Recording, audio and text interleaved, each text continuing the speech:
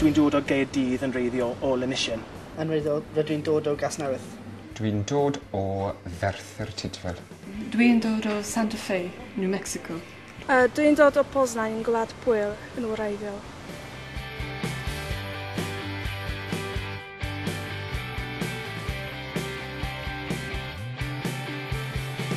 Fy llynedd penderfynais i symud yn ôl i Gymru o'r America a dysgu Cymraeg eto. Fi wedi bod yn dysgu Cymraeg ers 6 blynedd. Dwi wedi bod yn dysgu Gymraeg ers 8 mlynedd. Dwi'n dysgu Cymraeg ers tua 5 mlynedd. I've been learning Welsh since last week, so for 8 days now. I'm really enjoying the course and how they teach Welsh because you get to interact with a lot of people, you get to speak a lot and you're put in situations where you have to think on your feet.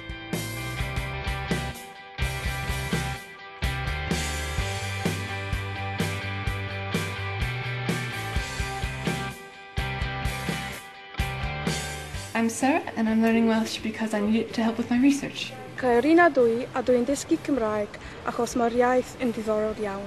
Steve dwi'n dysgu Cymraeg achos dwi'n mwynhau yr iaith Cymraeg. Ydw i a dwi'n dysgu Cymraeg achos dwi'n eisiau dysgu rhywbeth newydd. John ydw i, rydw i'n dysgu Cymraeg achos mae Cymraeg yn bwysig i Gymru.